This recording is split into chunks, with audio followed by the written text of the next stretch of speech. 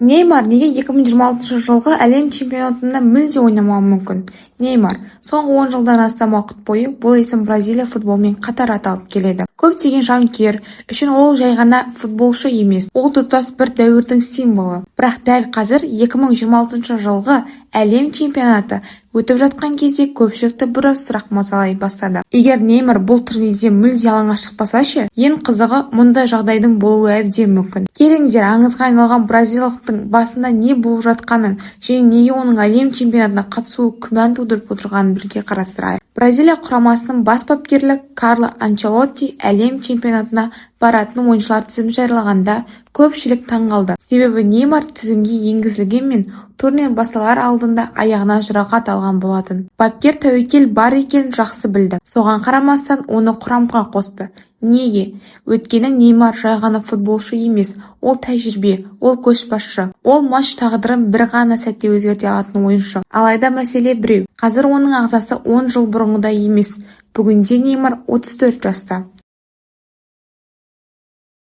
Соңғы жылдары оның мансабы жарақаттармен күреске айналды десек болады. Алдымен ПСЖ-дағы жарақаттар, одан кейін ауыр тізе жарақаты, кейін бұлшықет проблемалары, ал енді тағы бір жарақат. Сондықтан көпшілік оны Бразилияның алғашқы матчында көреміз деп ойлаған.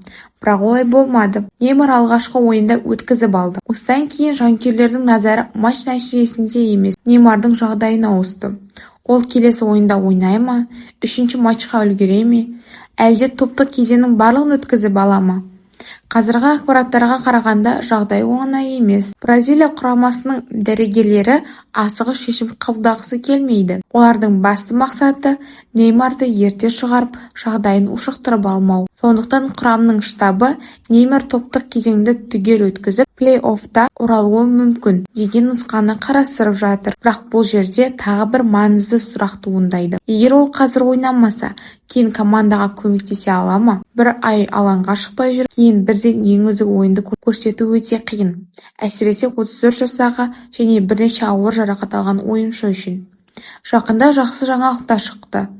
Неймар жаттығуларға қайта қосылды. Бұл оның қалпына келуі жүріп жатқанын көрсетеді. Бірақ соған қарамастан ешкім оның нақты қашан алаңға оралатынын айта алмай отыр. Неймар үшін бұл чемпионаттың орны ерекше. Мүмкін бұл оның әлем чемпионы атануға белгілі болған еді. Алайда Колумбияға қарсы матчта ауыр жарақат алып, турнирден шығып қалды. Кейін көшбасшысынан айырылған Бразилия Германиядан 7-1 есебімен ойсырай жеңілді.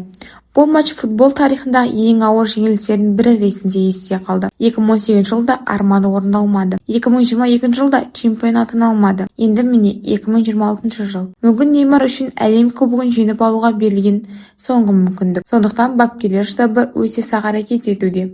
Олар бір нәрсені жақсы түсінеді. Топтық кезеңде Неймарсыз қалған дұрыс. Бірақ оны бүкіл турнирге жоғалтып алмау керек. Дегенмен тағы бір мәселе бар. Неймар емделіп жүргенде Бразилия құрамасы онсыз ойнауға үйреніп келеді. Қазір команданың жаңа жұлдызы ретінде Винисиус Жуниор көбірек көзге түсуде. Көп жағдайда шабуыл дәл осы ойыншы арқылы өрбиді. Кейбір жанкүйерлер үшін бұл алаңдатарлық жағдай. Өйткені Бразилия Неймарсыз ойнауға толық бейімделіп кетсе, оның оралуы бұрынғыдай маңызды болмауы мүмкін. Әрине, Неймардың талантына ешкім күмән келтірмейді. Тіпті қазірдің өзінде ол өз буынының ең шебер футболшының бірі болып саналады. Бірақ футбол тоқтап тұрған жоқ.